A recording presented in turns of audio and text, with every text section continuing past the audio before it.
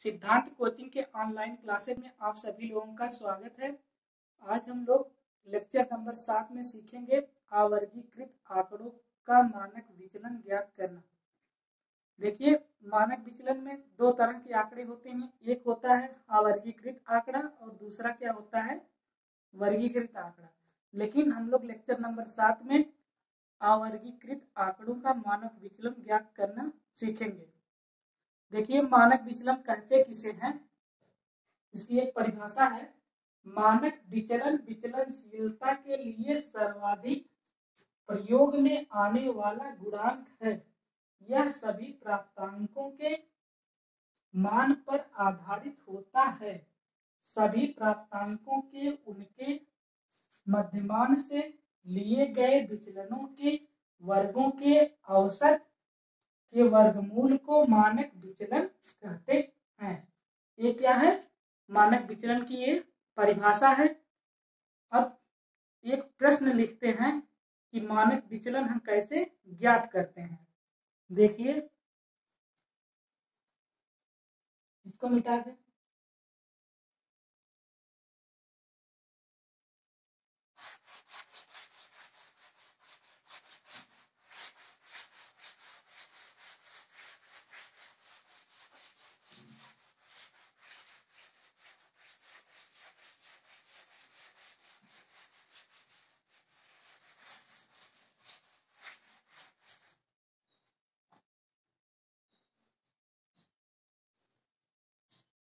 प्रश्न है हमारा 8, 9, 10, 13, 15। 8 है, 9 है, 10 है, 13 है, 15 का मानक विचलन ज्ञात कीजिए। का मानक विचलन ज्ञात कीजिए।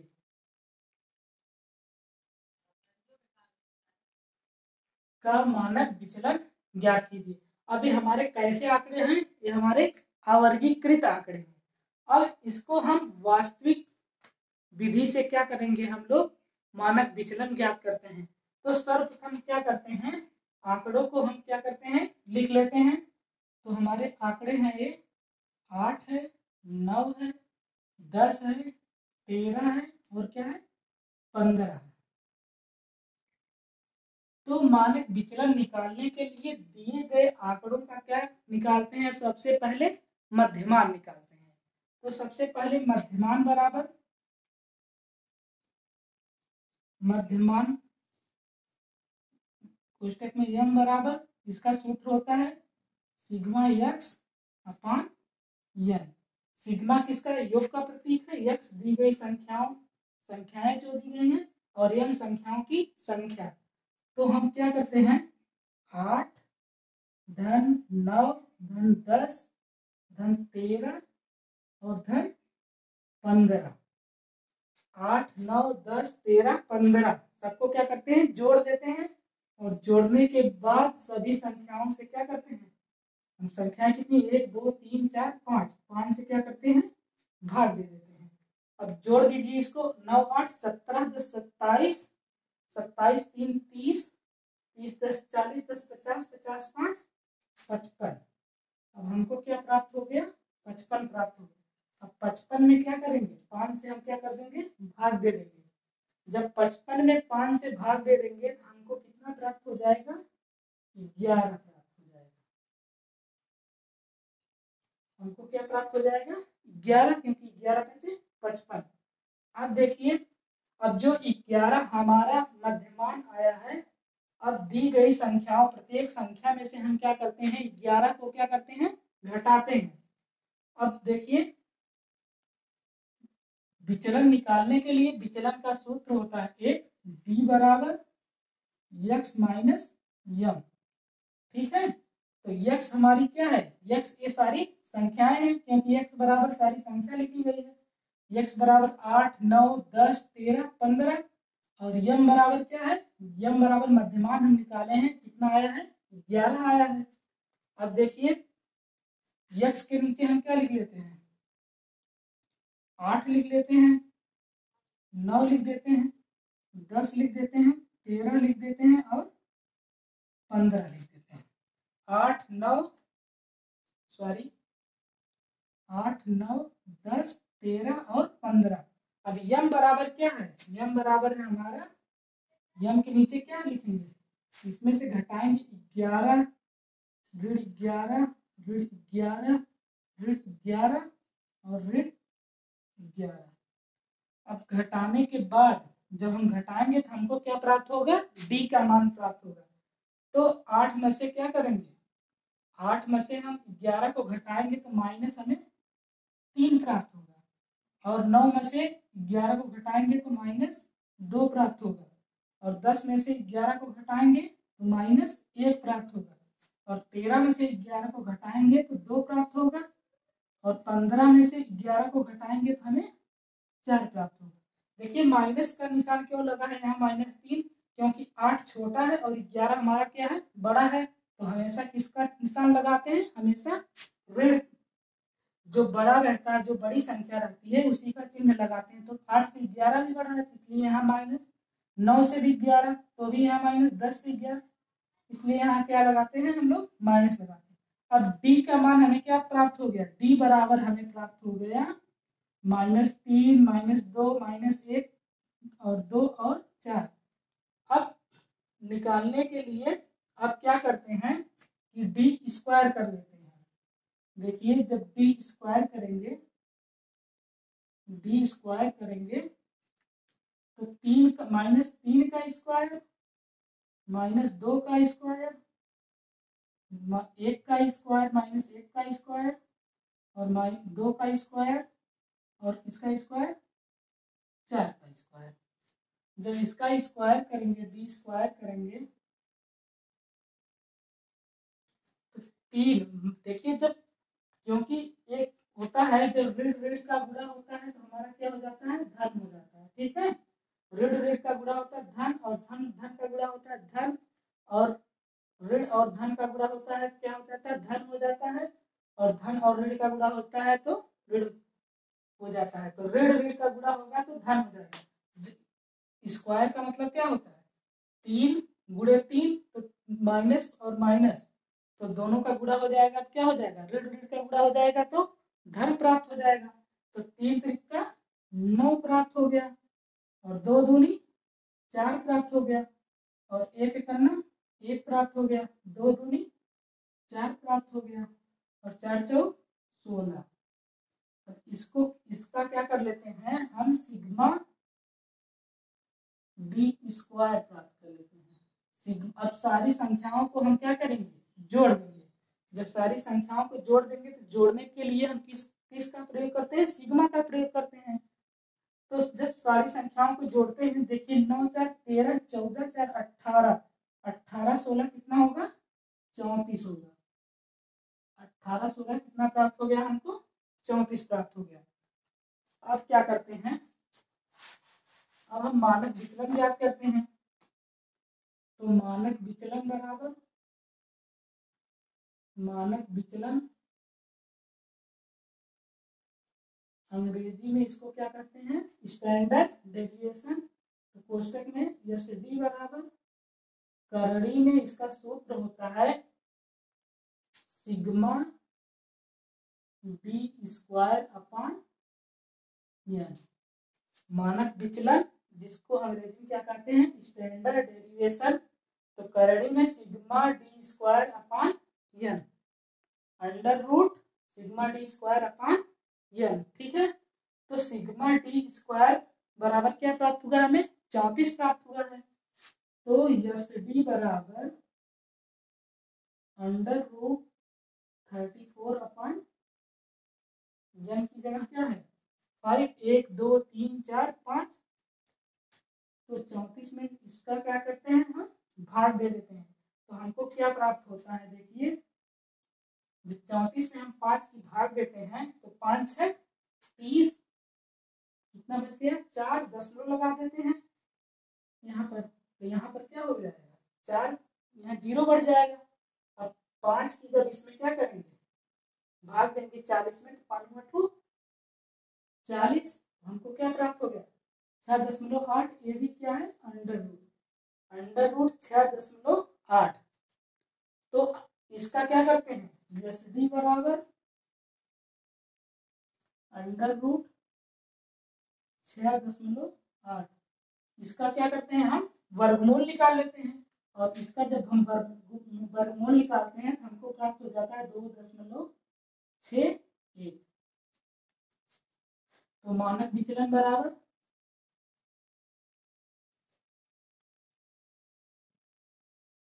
मानक विचलन बराबर 2.61। तो हम इस तरह से मानक विचलन क्या करते हैं ज्ञात कर लेते हैं। एक दूसरा क्वेश्चन देख लेते हैं।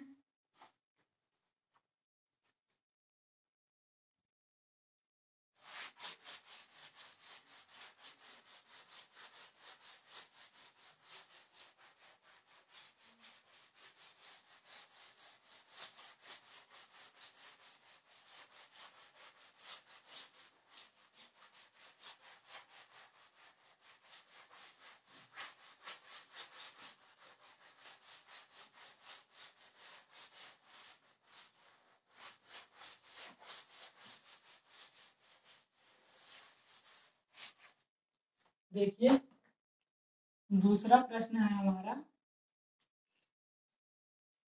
प्रश्न नंबर 2 है हमारा।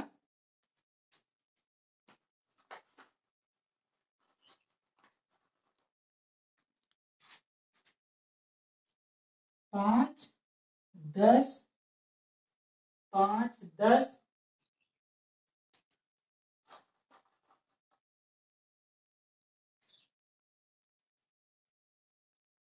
25 30 और क्या है हमारा 50 का मानक विचलन ज्ञात कीजिए। का मानक विचलन ज्ञात कीजिए। ये हमारा क्या है दूसरा सवाल है। ये कैसे आंकड़े हैं, ये हमारे आवर्गीकृत आंकड़े हैं, और इसका क्या निकालना हमें मानक विचलन ज्ञात करता है। अब देखिए कौन कौन से आंकड़े हैं 5 10 25 30 50। अब इससे पहले वाले सवाल में सबसे पहले क्या निकाले थे मध्यमान निकाले थे। तो इसका मध्यमान यम बराबर सिग्मा एक्स अपान एन। ठीक है, अब इसको हम क्या करते हैं सबको जोड़ देते हैं 5 10 25 30 और क्या है 50। अब एक कितना 1 2 3 4 5, 5 से क्या करते हैं भाग दे देते हैं।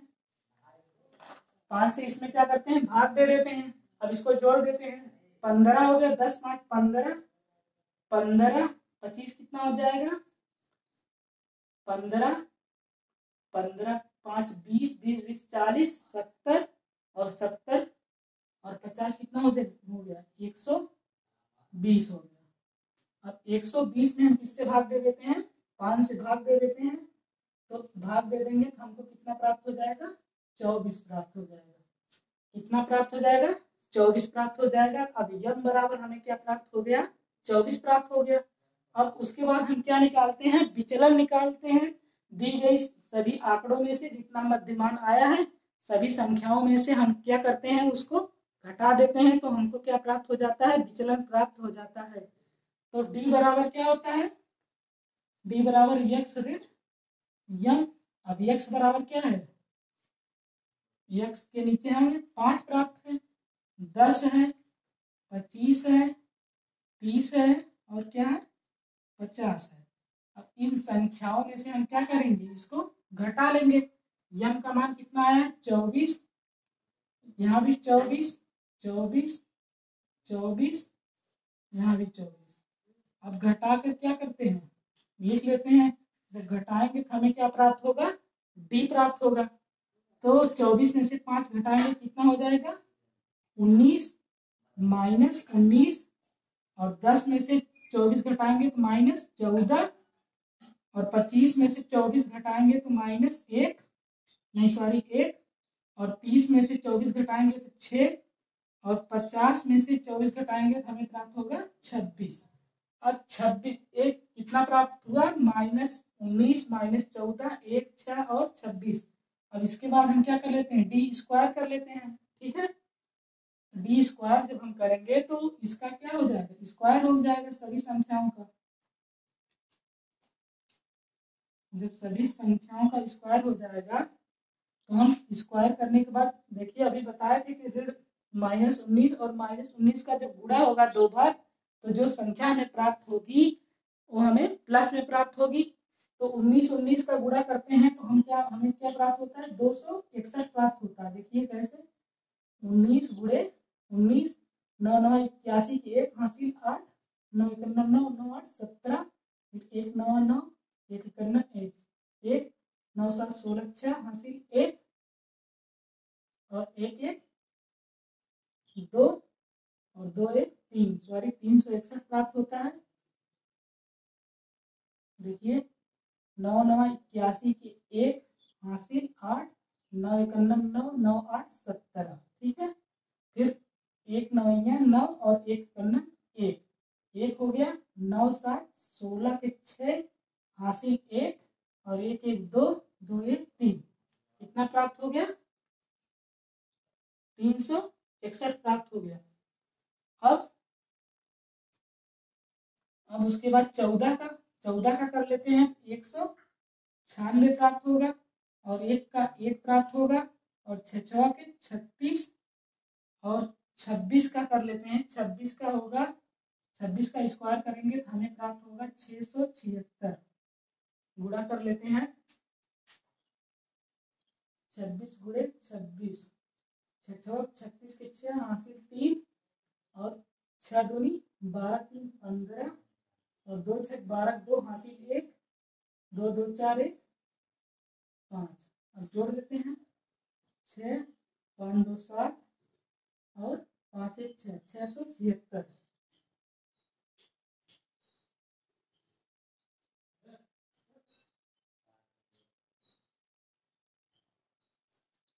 अब क्या करते हैं, अब इसको हमको क्या करना है, जोड़ना है, सिग्मा डी स्क्वायर। सिग्मा हमें क्या दर्शाता है, योग को दर्शाता है।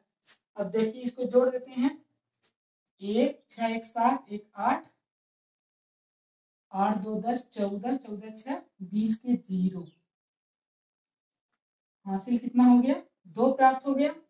अब देखिए 7 2 9 9 में 3 जोड़ देंगे,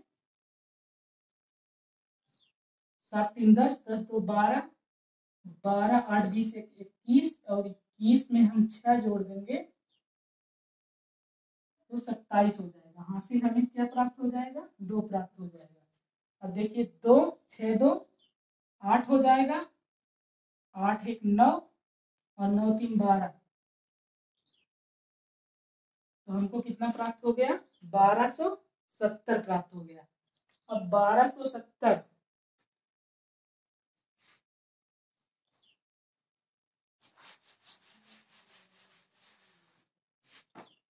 सिग्मा डी स्क्वायर बराबर हमें क्या प्राप्त हो गया, सिग्मा डी स्क्वायर बराबर हमें प्राप्त हो गया 1270। अब एस डी बराबर स्टैंडर्ड डेविएशन अर्थात मानक विचलन बराबर का under root sigma D square upon N. इसका फार्मूला है, सिग्मा डी स्क्वायर बराबर हमें प्राप्त हुआ है 1270, एस डी बराबर 1270 अपॉन, अब देखिए 1270 में हम क्या करेंगे, 5 से भाग दे देंगे तो हमें क्या प्राप्त होगा, 254 प्राप्त होगा भाग देने के बाद, अंडर रूट 254। अब 254 का हमें क्या निकालना है, वर्गमूल निकालना है। अब इसका वर्गमूल निकाल लेते हैं, मानक विचलन एसडी बराबर हमें प्राप्त हो जाएगा 15.937। मानक विचलन बराबर हमें क्या प्राप्त हो गया, 15.937। तो देखिए दोस्तों कैसे निकालते हैं, ये हमारे अवर्गीकृत आंकड़े दिए हैं 5, 10, 25, 30 और 50। अब सबसे पहले इसका हम क्या निकाले हैं, मध्यमान निकाले। मध्यमान बराबर सिग्मा एक्स अपान एन। अब इसको जोड़ दिए 120 प्राप्त हो गया। 120 में 5 से भाग देंगे तो हमें 24 प्राप्त हो जाएगा। और 24 प्राप्त हुआ तब दिए गए संख्याओं में से हम क्या करेंगे, 24 को घटाएंगे। देखिए 5 में से हम क्या कहेंगे, 24 को घटाएं तो -19 प्राप्त हुआ है। और 10 में से 24 को घटाएं 14, 25 में से 24 तो 1, और 30 में से 24 6, 50 में से 24 तो हमें 26। अब क्या करेंगे, जो संख्याएं हमें प्राप्त हुई है उसका हम क्या करते हैं, वर्ग कर देते हैं। वर्ग करने के बाद उस सभी संख्याओं को लिख देते हैं। और लिखने के बाद सभी संख्याओं को जब जोड़ते हैं तो हमें कितना प्राप्त हो जाता है, सिग्मा डी स्क्वायर बराबर 1270। अब हमारा फार्मूला होता है मानक विचलन का। ये फार्मूला केवल आवर्गीकृत आंकड़ों के लिए है। एसडी स्टैंडर्ड डेरिवेशन या मानक विचलन बराबर sigma D square upon N under root sigma D square upon N. अब देखिए एसडी बराबर 1270 अपान बटे 5। अब हमको प्राप्त हो गया, इसमें 5 से भाग देंगे 254 प्राप्त हो जाएगा। अब 254 की क्या निकालेंगे, हम वर्गमूल निकालेंगे तो हमें प्राप्त हो जाएगा 15.937। तो दोस्तों आज के लिए इतना ही। धन्यवाद आप सभी लोगों को।